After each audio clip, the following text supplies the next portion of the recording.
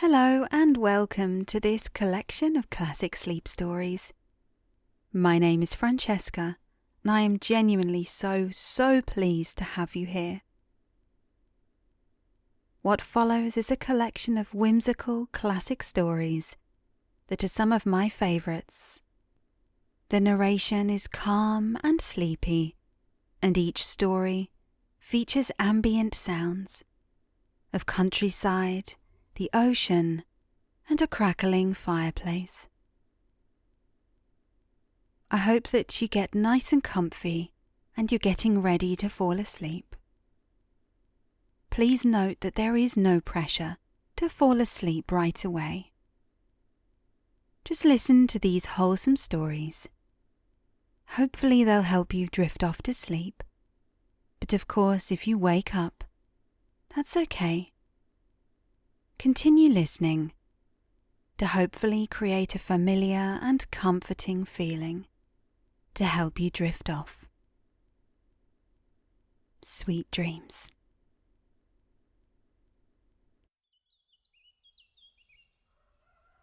The Tale of Mrs. Tiggywinkle. Once upon a time, there was a little girl called Lucy, who lived at a farm called Littletown.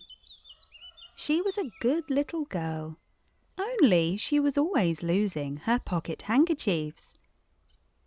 One day little Lucy came into the farmyard crying. Oh, she did cry so.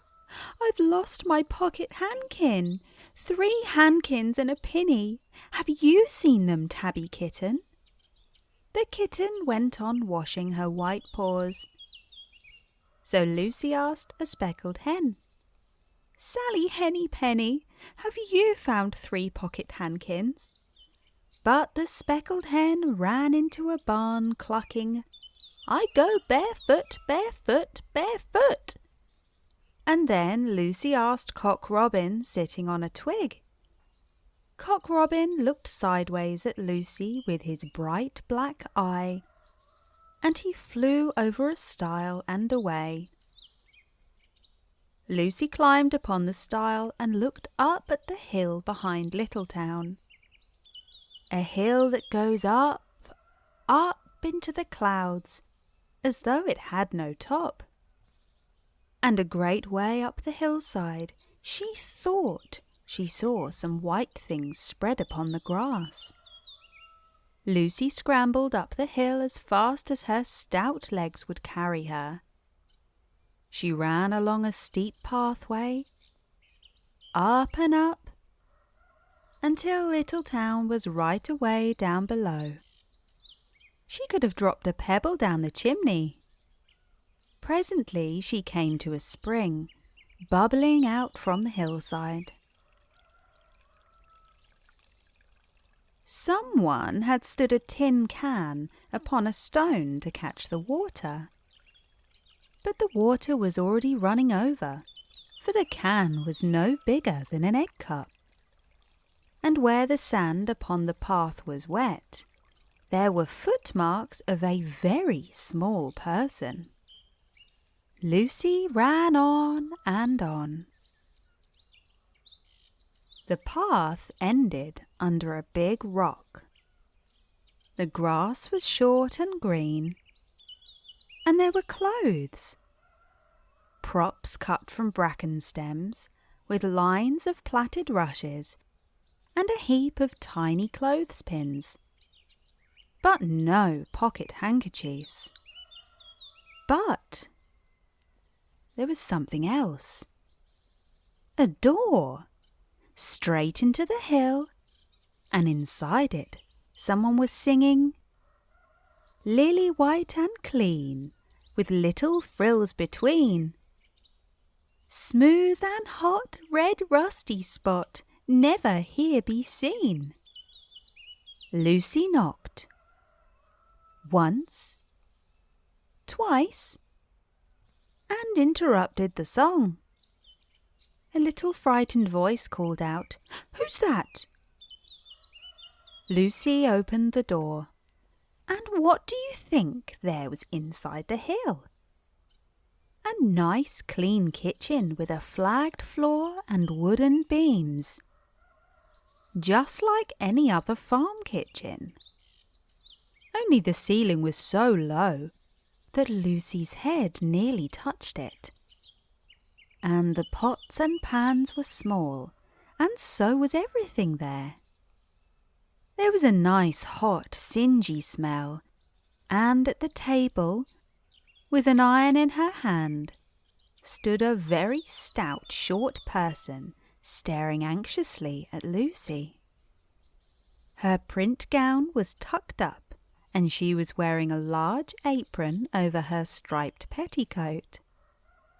Her little black nose went sniffle, sniffle, snuffle, and her eyes went twinkle, twinkle.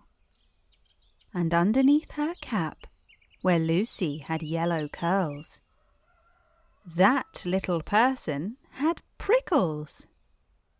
"Who are you?" said Lucy. "Have you seen my pocket handkins?" The little person made a bob curtsy. "Oh yes, if you please. My name is Mrs. Tiggywinkle." "Oh yes, if you please. I'm an excellent clear starcher." And she took something out of her clothes basket and spread it on the ironing blanket. "What's that thing?" said Lucy. "That's not my pocket handkin." "Oh no, if you please. That's a little scarlet waistcoat belonging to Cock Robin." And she ironed it and folded it and put it on one side. Then she took something else off a clothes horse. "That isn't my pinny," said Lucy. "Oh no, if you please. That's a damask tablecloth belonging to Jenny Wren. Look how it's stained with currant wine. It's very bad to wash," said Mrs. Tiggywinkle. Mrs. Tiggywinkle's nose went sniffle, sniffle, snuffle, and her eyes went twinkle, twinkle, and she fetched another hot iron from the fire. "There's one of my pocket handkins," cried Lucy. "And there's my pinny." Mrs. Tiggywinkle ironed it and goffered it and shook out the frills. "Oh, that is lovely," said Lucy. "And what are those long yellow things with fingers like gloves?" "Oh, that's a pair of stockings belonging to Sally Hennypenny. Look how she's worn the heels out with scratching in the yard. She'll very soon go barefoot," said Mrs. Tiggywinkle. "Why, there's another handkersniff. But it isn't mine, it's red." "Oh no, if you please. That one belongs to old Mrs. Rabbit. And it did so smell of onions. I've had to wash it separately. I can't get out the smell." "There's another one of mine," said Lucy. "What are those funny little white things?" "That's a pair of mittens belonging to Tabby Kitten. I only have to iron them. She washes them herself." "That's my last pocket handkin," said Lucy. "And what are you dipping into that basin of starch?" "They're little dicky shirt fronts belonging to Tom Titmouse." "Most terrible particular," said Mrs. Tiggywinkle. "Now I've finished my ironing, I'm going to air some clothes." "What are those dear soft fluffy things?" said Lucy. "Oh, those are woolly coats belonging to the little lambs at Skelgill." "Will their jackets take off?" asked Lucy. "Oh yes, if you please. Look at the sheep mark on the shoulder. And here's one marked for Gatesgarth, and 3 that come from Littletown. They're always marked at washing," said Mrs. Tiggywinkle. And she hung up all sorts and sizes of clothes. Small brown coats of mice, and one velvety black moleskin waistcoat, and a red tailcoat with no tail belonging to Squirrel Nutkin, and a very much shrunk blue jacket belonging to Peter Rabbit, and a petticoat, not marked, that had gone lost in the washing. And at last the basket was empty. Then Mrs. Tiggywinkle made tea. A cup for herself and a cup for Lucy. They sat before the fire on a bench and looked sideways at each other. Mrs. Tiggywinkle's hand, holding the teacup, was very, very brown and very, very wrinkly with the soap suds. And all through her gown and her cap, there were hairpins sticking wrong end out, so that Lucy didn't like to sit too near her. When they had finished tea, they tied up the clothes in bundles, and Lucy's pocket handkerchiefs were folded up inside her clean pinny and fastened with a silver safety pin. And then they made up the fire with turf, and came out and locked the door and hid the key under the doorsill. Then away down the hill trotted Lucy and Mrs. Tiggywinkle with the bundles of clothes. All the way down the path, little animals came out of the fern to meet them. The very first they met were Peter Rabbit and Benjamin Bunny, and she gave them their nice clean clothes.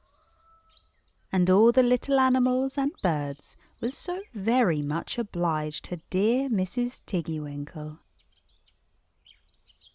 So that at the bottom of the hill, when they came to the stile, there was nothing left to carry except Lucy's one little bundle.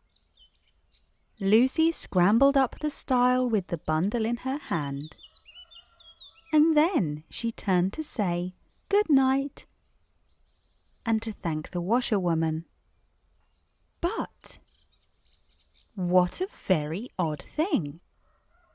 Mrs. Tiggywinkle had not waited either for thanks or for the washing bill. She was running, running, running up the hill. And where was her white frilled cap? And her shawl? And her gown? And her petticoat? And how small she had grown! And how brown and covered with prickles! Why, Mrs. Tiggywinkle was nothing but a hedgehog. Now, some people say that little Lucy had been asleep upon the stile, but then how could she have found 3 clean pocket handkins and a pinny pinned with a silver safety pin? And besides, I have seen that door into the back of the hill called Cat Bells. And besides, I am very well acquainted with dear Mrs. Tiggywinkle.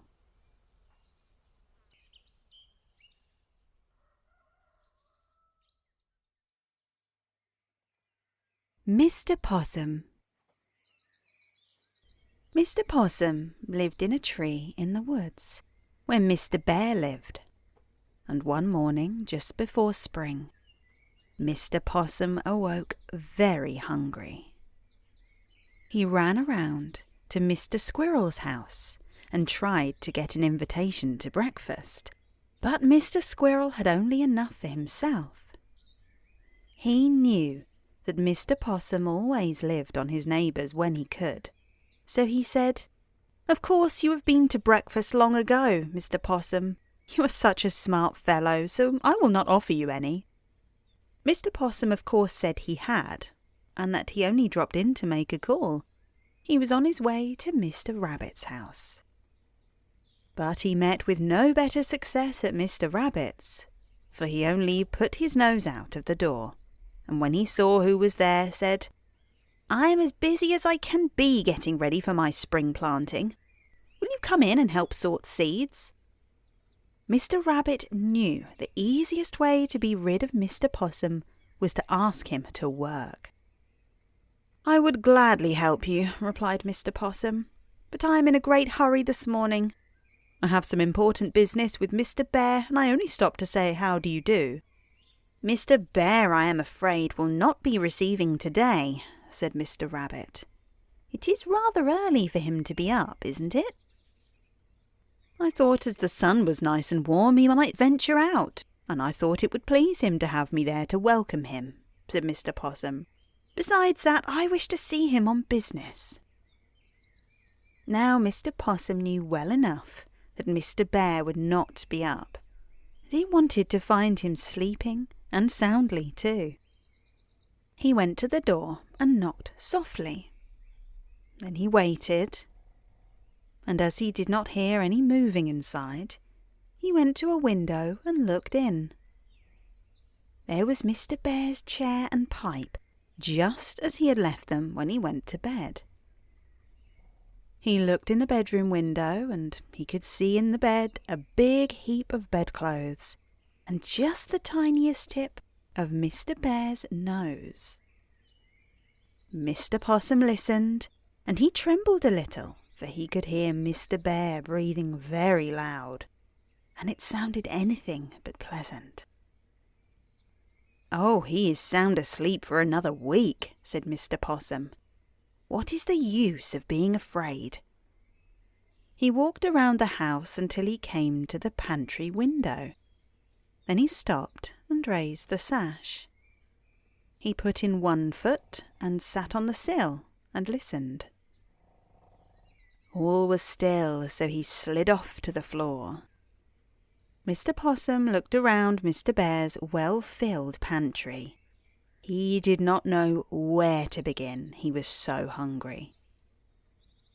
He became so interested and was so greedy that he forgot all about that he was in Mr. Bear's pantry, and he stayed on and ate and ate. Then he fell asleep, and the first thing he knew, a pair of shining eyes were looking in the window, and a big head with a red mouth full of long white teeth was poked into the pantry. Mr. Possum thought his time had come, so he just closed his eyes and pretended he was dead. But he peeked a little so as to see what happened.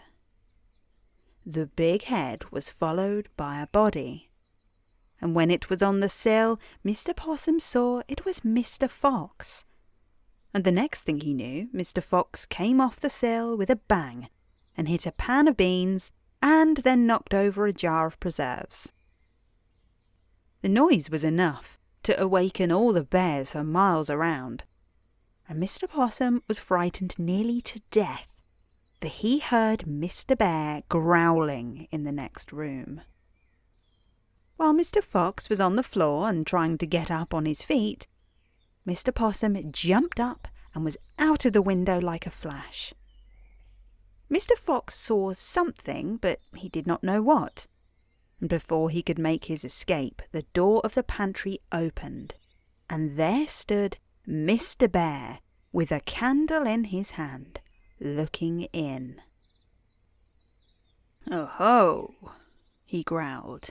"So you are trying to rob me while I'm taking my sleep." And he sprang at Mr. Fox. Wait, said Mr. Fox. "Let me explain, my dear Mr. Bear. You are mistaken. I was trying to protect your home. I saw your window open and knew you were asleep. And when I got in the window, the thief attacked me and nearly killed me. And now you are blaming me for it. You are most ungrateful. I shall know another time what to do." Mr. Bear looked at him. His mouth did not show any signs of food, and Mr. Fox opened his mouth and told him to look. "I wonder who it could have been," he said. When he was satisfied that Mr. Fox was not the thief, "It may have been that possum fellow. I'll go over to his house in the morning, The next morning, Mr. Bear called on Mr. Possum. He found him sleeping soundly, and when he at last opened the door, he was rubbing his eyes as though he was not half awake. "Why, how do you do?" he said when he saw Mr. Bear. "I did not suppose you were up yet." "You didn't?" asked Mr. Bear, and then he stared at Mr. Possum's coat. "What's the matter with your coat?" he asked. "You have white hairs sticking out all over you, and the rest of your coat is almost white too." Now Mr. Possum had a black coat before, and he ran to the mirror and looked at himself. It was true. He was almost white. He knew what had happened.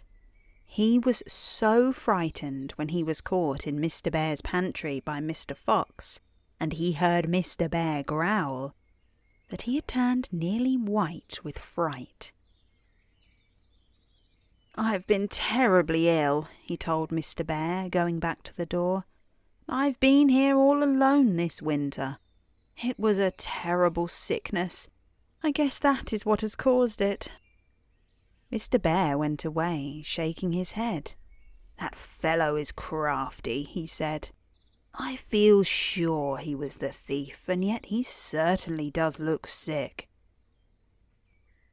After that, all the opossums were of dull white colour, with long white hairs scattered here and there over their fur.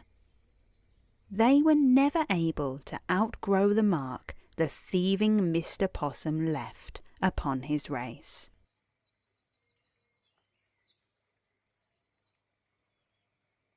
Dinah Cat and the Witch. Once upon a time, there was a little girl named Betty. She was an orphan, and a bad landlord turned her out of her home.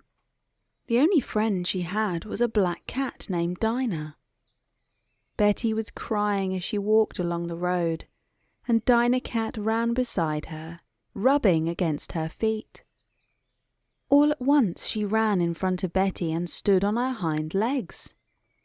"Do not cry, mistress," she said. "I'll take care of you."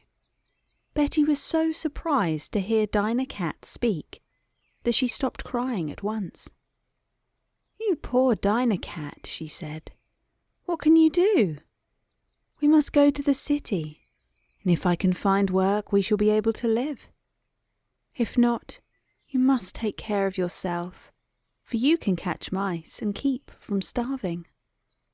"You come with me, mistress," answered Dinah Cat, "and you will not need to work and you will not starve." And she put out her paw for Betty to take and walked alongside her. When they came to a path leading into the wood, Dinah Cat led Betty along this path until they were in front of two very large trees, which had grown together, but there was a big opening in the trunk. "We'll go in here," said Dinah Cat, and as they stepped through, they were in a hall. She led Betty up the stairs to a room where there was a snowy white bed and pretty furnishings. "Dinner will be served as soon as you are dressed, mistress," said Dinah Cat. After she had gone, Betty looked around, and in the closets she found pretty dresses which just fitted her. She put on one of them, and in a few minutes she was ready for dinner. Just then, she heard a soft scratching noise at the door, and when she opened it, Dinah Cat walked in. "How do you like your new home, mistress?" she asked. "Oh, very much," Betty answered, "but we cannot live in such a nice house. We have no money, and besides that, this house must belong to someone, and this dress I have on must belong to some little girl. I should not wear it." "The dress did belong to a little girl," said Dinah Cat, "but she cannot wear it now. She wants you to have it. Do not fret about the house. It belongs to me. I cannot tell you any more just now, but you need not worry any more about anything, for you are to live here if you wish, after you have dinner, for then you will meet a boy, and you may not like him." Dinah Cat led Betty into a room, where the table was set for 3 persons. And when they were seated, a boy about Betty's age came in and sat with them. He wore his hat, and a thick veil hung from it. "I'm sorry I cannot remove my hat," he said in a very sweet voice, "and I will go away if you'd rather I would." "Oh, no," said Betty, feeling very much like an intruder. "I'm very grateful to you for letting me stay, and I will help do the work."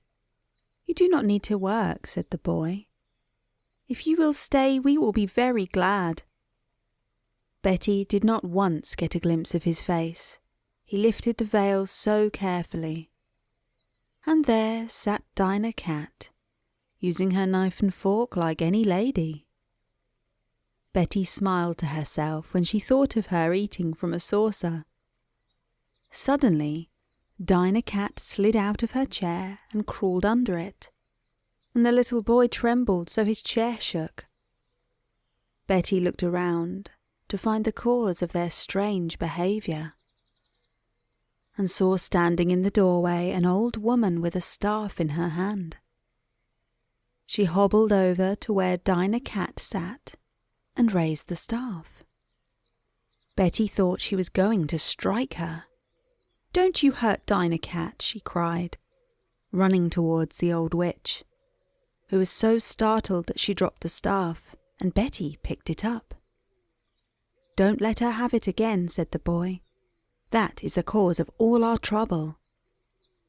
Betty threw the staff in a closet and locked the door. All this time the witch was stepping backward toward the door by which she entered, and she grew smaller with each step. By the time she was out of the house, she looked like a black speck, and a breeze blowing just then carried her out of sight. "But how shall we ever be ourselves again?" said the boy. "She is gone, and here we are in this state." "Perhaps the stick will do it," said Dinah Cat. Betty wondered what they meant, and the boy told her that Dinah Cat was his sister before the witch changed her into a cat, and made his face so hideous he had to wear a veil, and they had lived very happily together. But one day the old witch came and wanted to live with us, and we let her for a while, but she was so cross and made us so unhappy we told her she must go away. Then she brought all this change upon us, and every once in a while she returns and frightens us, for we do not know what she will change us into next. "Let me get the stick," said Betty. "Perhaps we can change Dinah Cat to your sister again."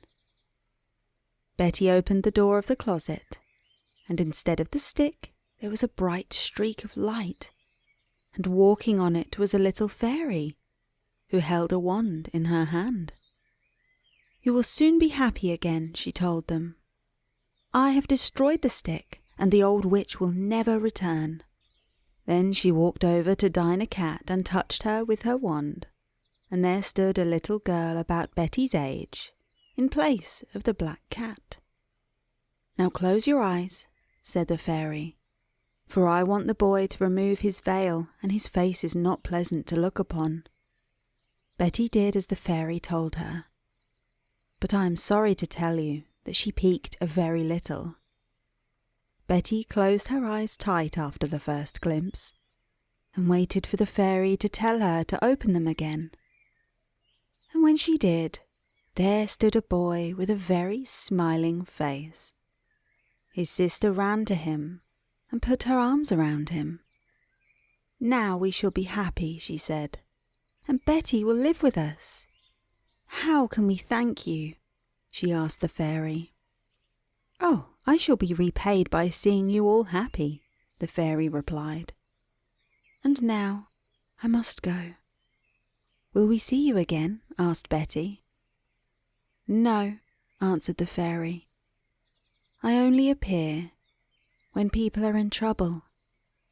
and you will never need me again.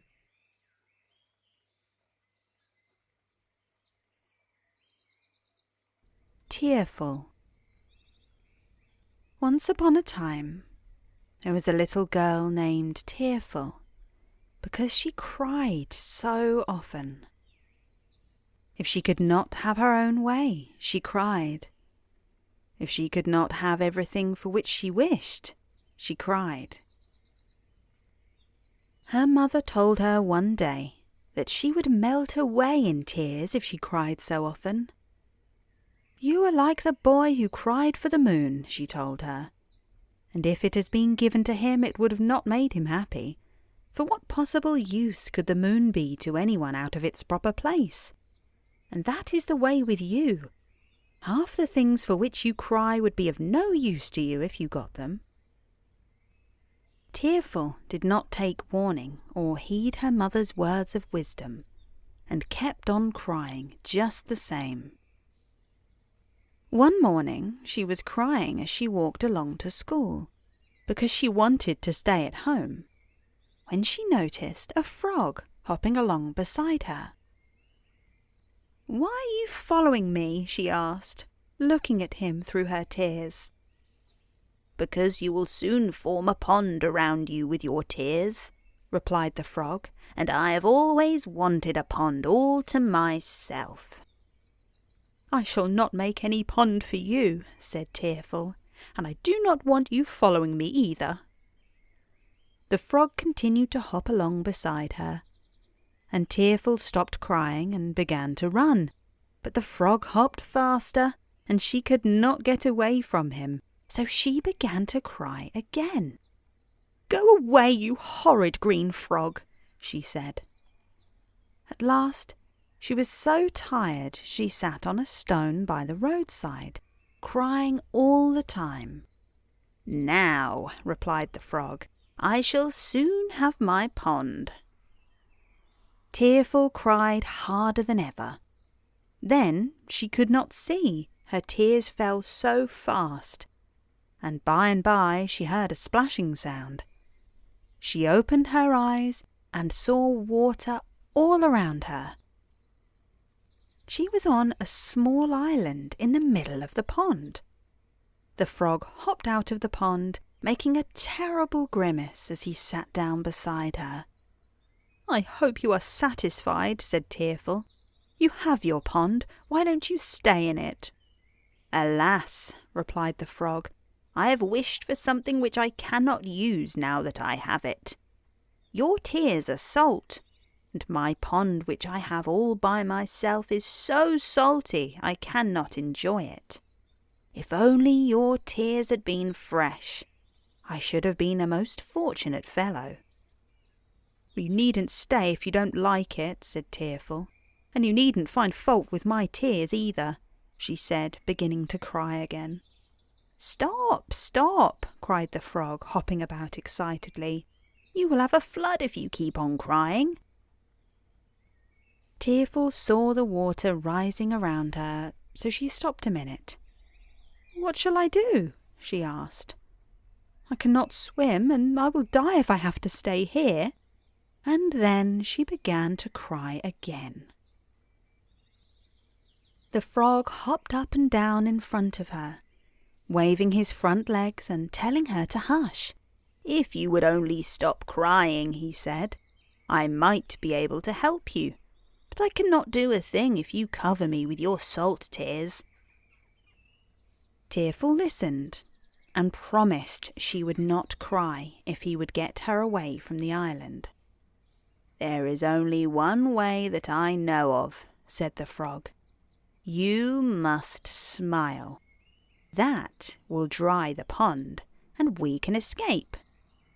"But I do not feel like smiling," said Tearful, and her eyes filled with tears again.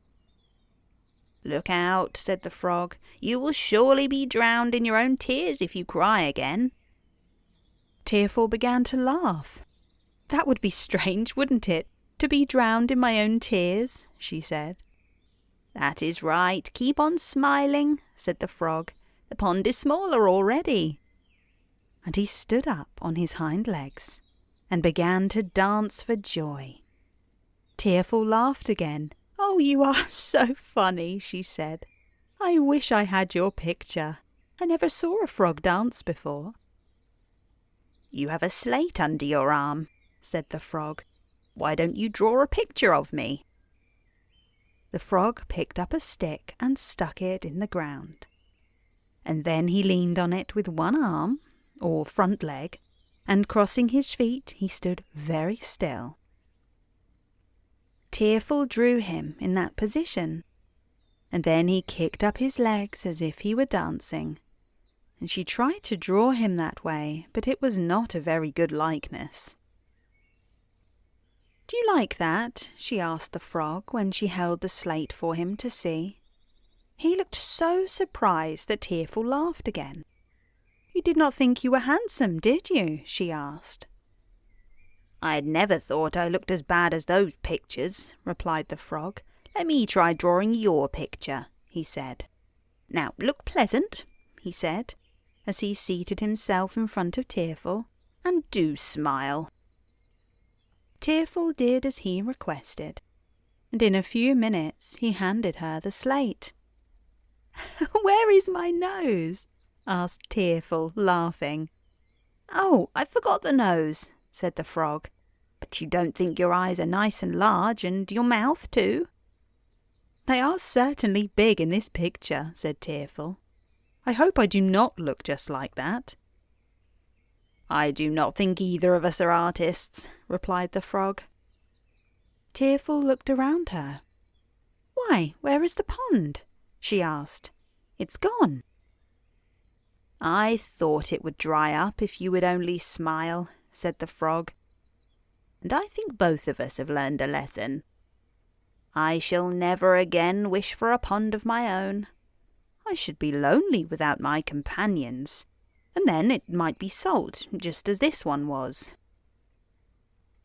And you will surely never cry over little things again, for you see what might happen to you.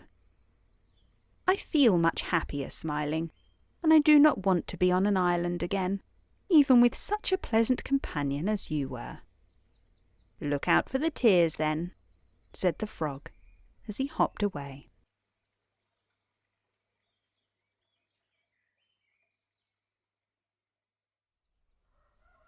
The Tale of Mrs. Tittlemouse by Beatrix Potter.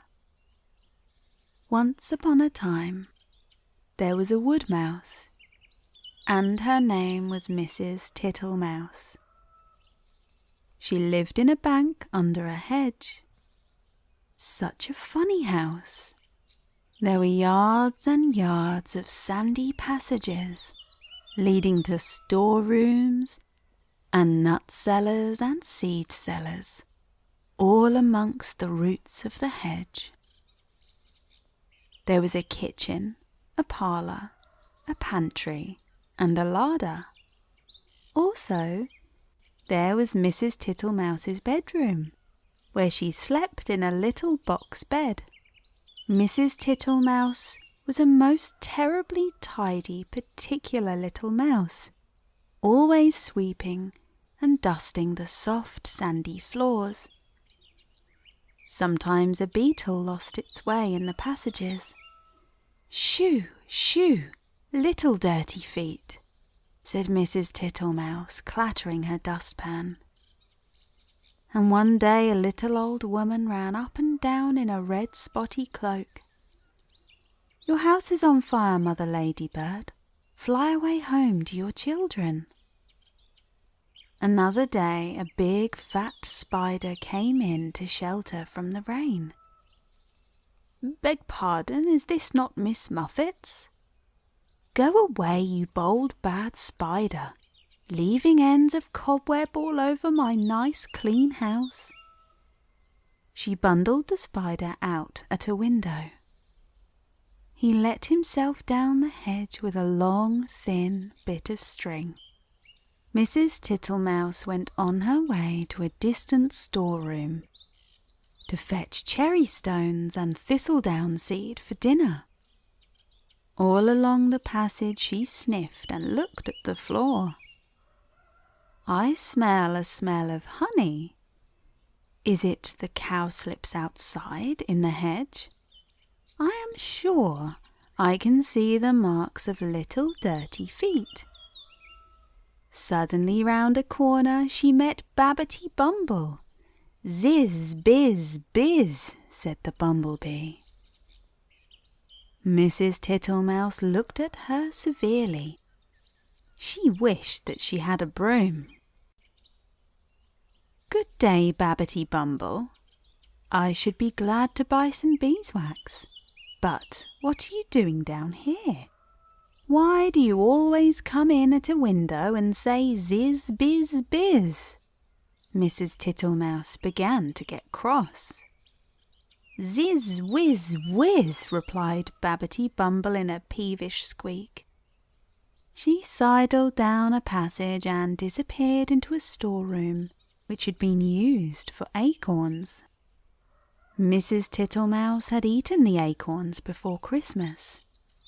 The storeroom ought to have been empty, but it was full of untidy, dry moss. Mrs. Tittlemouse began to pull out the moss. 3 or 4 other bees put their heads out and buzzed fiercely. I am not in the habit of letting lodgings. This is an intrusion, said Mrs. Tittlemouse. I will have them turned out. Buzz, buzz, buzz. I wonder who would help me. Biz, whiz, whiz. I will not have Mr. Jackson. He never wipes his feet. Mrs. Tittlemouse decided to leave the bees till after dinner. When she got back to the parlour, she heard someone coughing in a fat voice, and there sat Mr. Jackson himself. He was sitting all over a small rocking chair, twiddling his thumbs and smiling with his feet on the fender. He lived in a drain below the hedge in a very dirty, wet ditch. How do you do, Mr. Jackson? Dearie me, you have got very wet. Thank you, Mrs. Tittlemouse. I'll sit a while and dry myself, said Mr. Jackson. He sat and smiled, and the water dripped off his coat-tails. Mrs. Tittlemouse went round with a mop.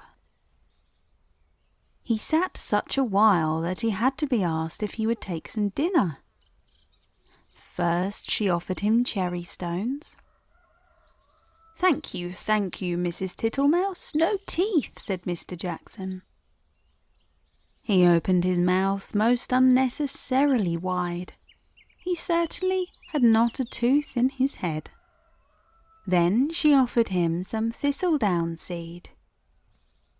Tiddly widdly widdly, poof poof poof, said Mr. Jackson. He blew the thistledown all over the room. Thank you, Mrs. Tittlemouse. Now what I really, really should like would be a little dish of honey. I'm afraid I've not got any, Mr. Jackson, said Mrs. Tittlemouse. Tiddly widdly widdly, Mrs. Tittlemouse, said the smiling Mr. Jackson. I can smell it. That is why I came to call. Mr. Jackson rose ponderously from the table and began to look into the cupboards. Mrs. Tittlemouse followed him with a dishcloth to wipe his large wet footmarks off the parlour floor. When he had convinced himself that there was no honey in the cupboards, he began to walk down the passage. Indeed, you will stick fast, Mr. Jackson. Tiddly widdly widdly, Mrs. Tittlemouse.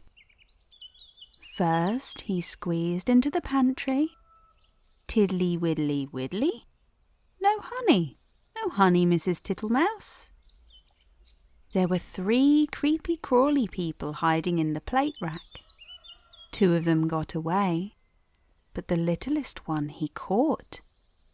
Then he squeezed into the larder Mrs. Butterfly was tasting the sugar, but she flew away out of the window. "Tiddly widdly widdly, Mrs. Tittlemouse, you seem to have plenty of visitors." "And without any invitation," said Mrs. Thomasina Tittlemouse. They went along the sandy passage. Tiddly widdly, buzz, whiz, whiz. He met Babbity around a corner and snapped her up and put her down again. "I do not like bumblebees. They are all over bristles," said Mr. Jackson, wiping his mouth with his coat sleeve. "Get out, you nasty old toad," shrieked Babbity Bumble. "I shall go distracted," scolded Mrs. Tittlemouse. She shut herself up in the nut cellar, while Mr. Jackson pulled out the bee's nest. He seemed to have no objection to stings. When Mrs. Tittlemouse ventured to come out, everybody had gone away. But the untidiness was something dreadful. Never did I see such a mess. Smears of honey and moss and thistledown, and marks of big and little dirty feet, all over my nice clean house. She gathered up the moss and the remains of the beeswax. Then she went out and fetched some twigs to partly close up the front door. I will make it too small for Mr. Jackson.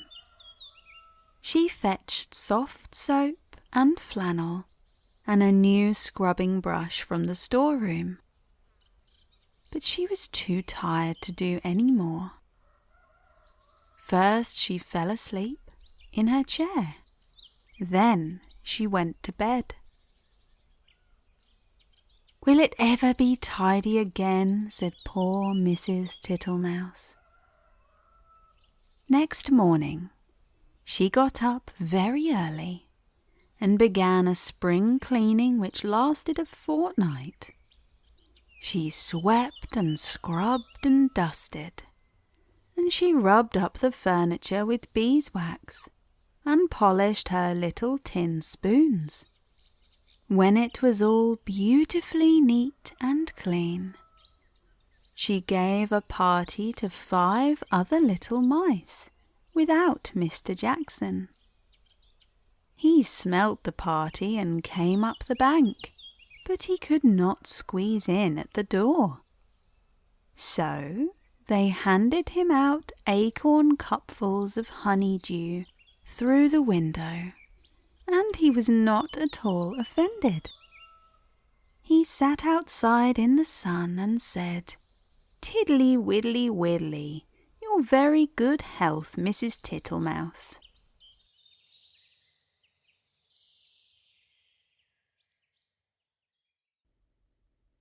Hilda's Mermaid.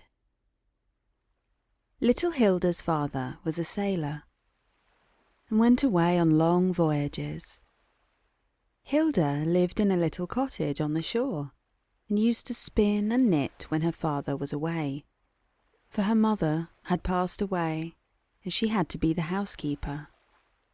Some days she would go out in her boat and fish, for Hilda was fond of the water.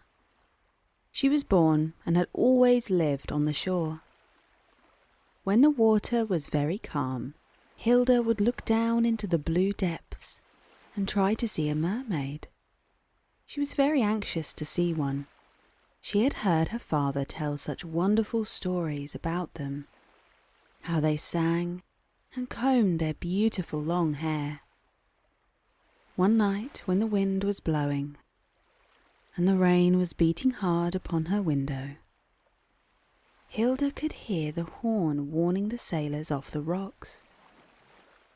Hilda lighted her father's big lantern and ran down to the shore and hung it on a mast of a wreck which lay there, so the sailors would not run their ships upon it. Little Hilda was not afraid, for she had seen many such storms.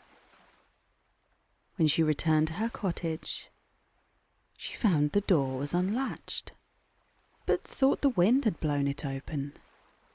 When she entered, she found a little girl with beautiful hair sitting on the floor. She was a little frightened at first, for the girl wore a green dress and it was wound around her body in the strangest manner. "I saw your light," said the child, "and came in. The wind blew me far up on the shore. I should not have come up on a night like this, but a big wave looked so tempting, I thought I would jump on it and have a nice ride. But it was nearer the shore than I thought it, and it landed me right near your door." Oh my, how Hilda's heart beat, for she knew this child must be a mermaid. Then she saw what she had thought a green dress was really her body and tail, curled up on the floor, and it was beautiful as the lamp fell upon it and made it glisten. "Will you have some of my supper?" asked Hilda, for she wanted to be hospitable, though she had not the least idea what mermaids ate. "Thank you," answered the mermaid. "I'm not very hungry, but if you could give me a seaweed sandwich I should like it." Poor Hilda did not know what to do. She went to the closet and brought out some bread, which she spread with nice fresh butter and filled a glass with milk. She told her she was sorry. She did not have any seaweed sandwiches, but she hoped she would like what she had prepared. The little mermaid ate it and Hilda was pleased. "Do you live here all the time?" she asked Hilda. "I should think you would be very warm and want to be in the water part of the time." Hilda told her she could not live in the water as she did, because her body was not like hers. "Oh, I am so sorry," replied the mermaid. "I hoped you would visit me sometime. We have such good times, my sisters and I, under the sea." "Tell me about your home," said Hilda. "Come and sit beside me and I will," she replied. Hilda sat upon the floor by her side. The mermaid felt of Hilda's clothes and thought it must be a bother to have so many clothes. "How can you swim?" she asked. Hilda told her she put on a bathing suit, but the mermaid thought that a nuisance. "I'll tell you about our house first," she began.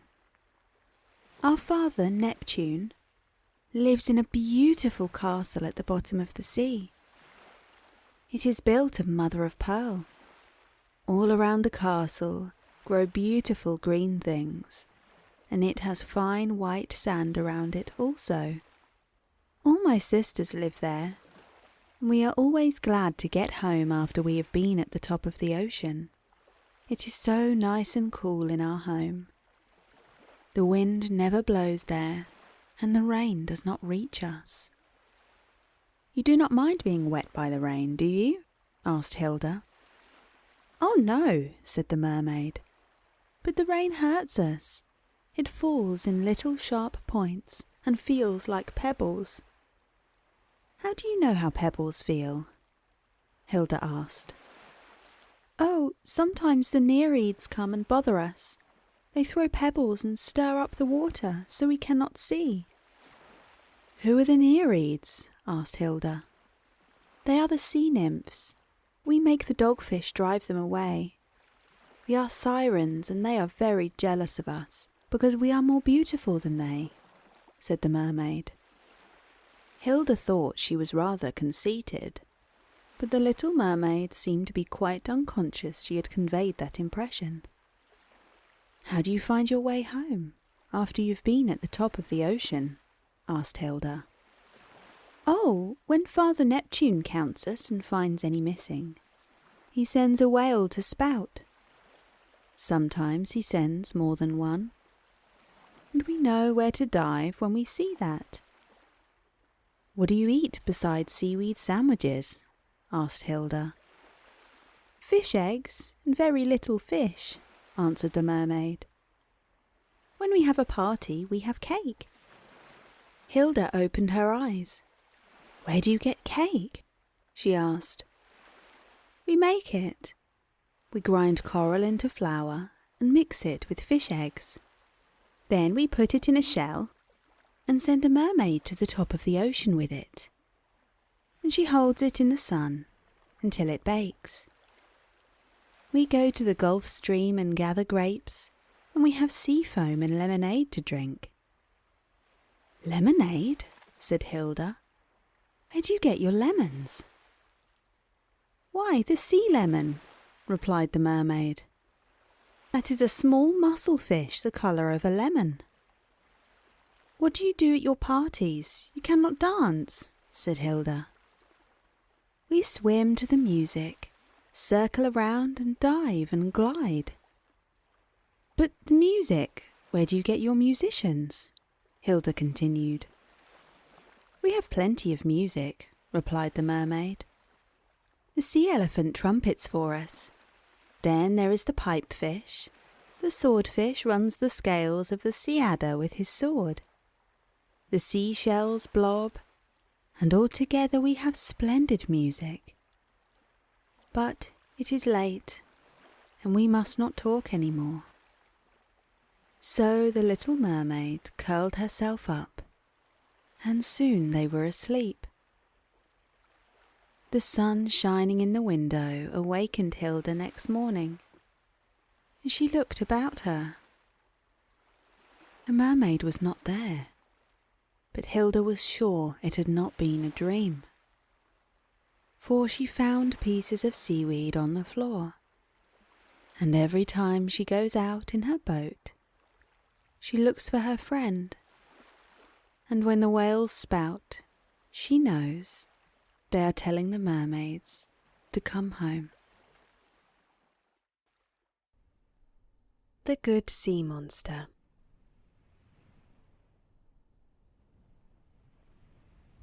On a distant island of smooth rocks, surrounded by an endless ocean, lived a sea monster. His head was enormous, and when he opened his mouth, it looked like a vast, moonlit cave. People said he was so huge that he could swallow a ship whole, and that on stormy nights he sat on the rocks while his eyes flashed like lighthouse beams across the dark water. The sailors spoke of him with fear and trembling, but the sea monster had really been their friend all along, showing them the dangerous rocks during storms by flashing his eyes.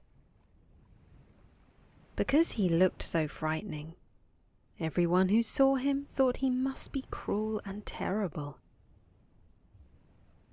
One night, during a fierce storm, the monster swam out into the churning ocean to see if any ship had been wrecked,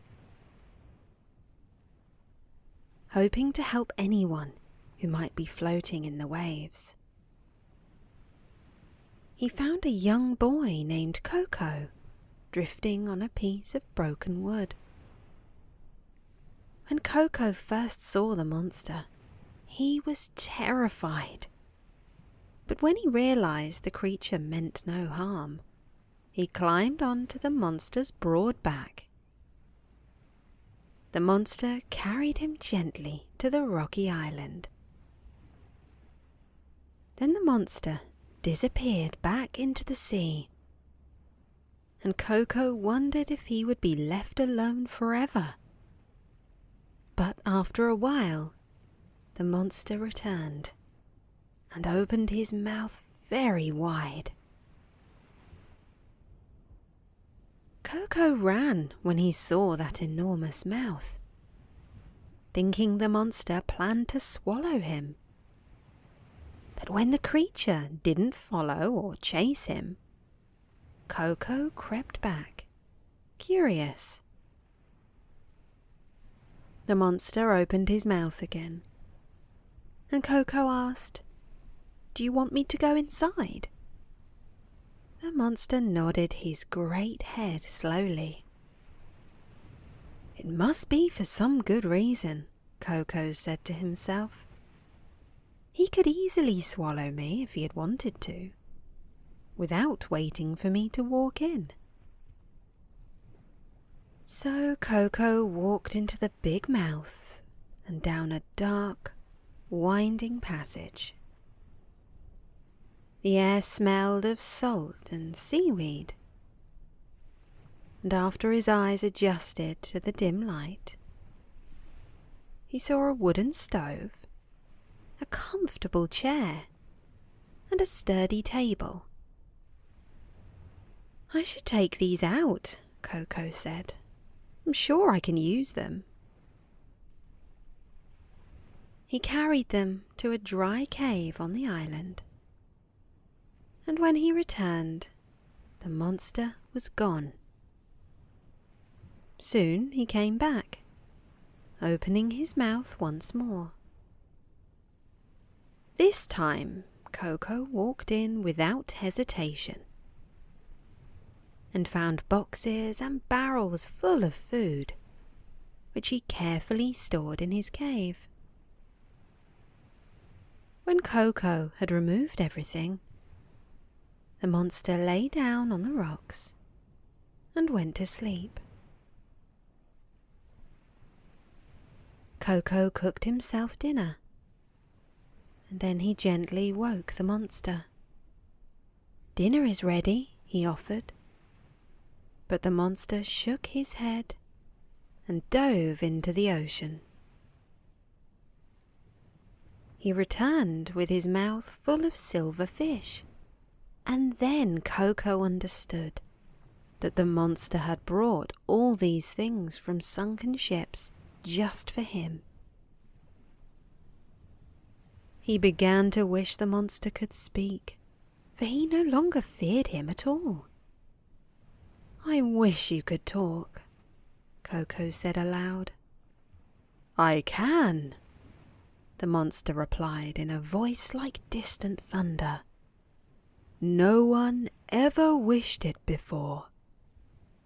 Long ago, an old witch transformed me into a monster and placed me on this island where no one could reach me. The only way I can speak is if someone wishes it." "Well, I'm glad I wished it," said Coco. "You have given me the gift of speech," said the monster. "But for me to become human again, someone else must wish it." The monster and Coco lived peacefully on the island for many months. The monster took Coco for long rides on his back through the calm waters. And when the waves grew too high and Coco felt afraid, the monster would open his mouth so Coco could crawl inside and be carried safely back to shore. One morning, after a storm, Coco spotted something floating in the distance. He climbed onto the monster's back, and they swam out to investigate. It was a girl about Coco's age who had survived a shipwreck. They brought her to the island, and at first she was frightened of the monster. But when she learned that he had saved Coco and provided all their food and shelter, she grew as fond of him as Coco was. "I wish he were human," she said one day as she sat on his back with Coco, ready for their daily swim. With a great splash, both children tumbled into the water. And there, in place of the monster, was a kind old man with twinkling eyes and a long white beard. He caught the children in his arms and brought them safely to shore. But what will we do for food now that you're human? Asked Coco, worried. We shall want for nothing, replied the old man with a gentle smile. I am a sea god, and now that I have my true form again, I can do wonderful things. We will transform this island into a beautiful garden with fruit trees and clear streams. When you both grow up, you can choose your own adventures. Perhaps you'll become explorers of distant lands, or scholars of the ocean's mysteries, or simply the very best of friends who share incredible stories. And I will take you out on the ocean on the backs of my dolphins whenever you wish. Coco and the girl lived happily on the enchanted island, exploring tide pools and learning the names of every star. As they grew older, they became the dearest of friends, and all the things the old sea god had promised came true. The dolphins carried them to coral gardens and hidden lagoons, and they discovered that the greatest treasure of all was the friendship they shared and the magical world they had found together.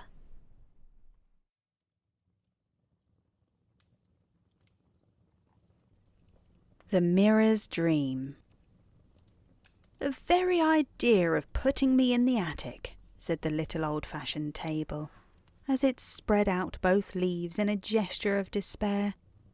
I have stood in the parlour downstairs for 50 years, and now I am consigned to the rubbish room. And it dropped its leaves at its side with a sigh. I was there longer than that, said the sofa. Many a courtship I have helped along. What do you think of me? Asked an old mirror that stood on the floor, leaning against the wall, to be brought to the attic after reflecting generation after generation. All the famous beauties have looked into my face. It is a degradation from which I can never recover. This young mistress who has come here to live does not seem to understand the dignity of our position. Why, I was in the family when her husband's grandmother was a girl, and she has doomed me to a dusty attic to dream out the rest of my days. The shadows deepened in the room, and gradually the discarded mirror ceased to complain. It had fallen asleep, but later the moonlight streamed in through the window and showed that its dreams were pleasant ones, for it dreamed of the old and happy days. The door opened softly, and a young girl entered. Her hair was dark and hung in curls over her white shoulders. Her dark eyes wandered over the room until she saw the old mirror. She ran across the room and stood in front of it. She wore a hoop skirt over which hung her dress of pale grey, with tiny pink ruffles that began at her slender waist and ended at the bottom of her wide skirt. Tiny pink rosebuds were dotted over the waist and skirt, and she also wore them in her dark curls, where one stray blossom, bolder than the others, rested against her soft cheek. She stood before the mirror and gazed at her reflection a minute. Then she curtsied and said with a laugh, "I think you will do. He must speak tonight." She seemed to fade away in the moonlight. The door opened again, and a lady entered, and with her came 5 handsome children. They went to the mirror, and one little girl with dark curls and pink cheeks went close and touched it with her finger. "Look," she said to the others, "a look just like the picture of Mother when she was a girl." And as they stood there, a gentleman appeared beside them and put his arm around the lady, and the children gathered around them. They seemed to walk along the moonlight path and disappear through the window. Softly the door opened again, and an old lady entered, leaning on the arm of an old gentleman. They walked to the mirror, and he put his arms around her and kissed her withered cheek. "You are always young and fair to me," he said, and her face smiled into the depths of the old mirror. The moonlight made a halo around their heads as they faded away. The morning light streamed in through the window, and the mirror's dream was ended. By and by the door opened, and a young girl came into the room. Her dark hair was piled high on her head, and her dark eyes looked over the room until they fell upon a chest in the corner. She went to it, and opened it and took out a pale grey dress with pink ruffles. She put it on, and she let down her hair, which fell in curls over her shoulders. She ran to the old mirror and looked at herself. "I do look like grandmother," she said. "I will wear this to the old folks' party tonight. Grandfather proposed to grandmother the night she wore this dress." Her cheeks turned very pink as she said this, and she ran out of the room. Then one day the door opened again, and a bride entered, leaning on the arm of her young husband. There were tears in her eyes, although she was smiling. She led him in front of the old mirror. "This old mirror," she said, "has seen all the brides in our family for generations, and I am going far away and may never look into it again. My brother's wife does not want it downstairs, and I may be the last bride it will ever see." And she passed her hand over its frame caressingly. And then she went away, and the old mirror was left to its dreams for many years. Then one day the door opened again, and a lady entered. With her was a young girl. The lady looked around the attic room until she saw the mirror.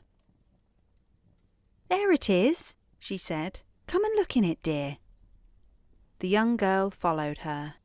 "The last time I looked into this dear old mirror," the lady said, "was the day your father and I were married. I never expected to have it for my own then. But your uncle's wife wants to remodel the house, and these things are in the way. She does not want old-fashioned things, and they are willing I should have them." "Oh, Mother, they are beautiful," said the girl, looking around the room. "We will never part with them. We will take them to our home and make them forget they were ever discarded." And so the mirror and the sofa and the table and many other pieces of bygone days went to live where they were loved, and the old mirror still reflects dark-haired girls and ladies who smile into its depths and see its beauty as well as their own. Where the Sparks Go.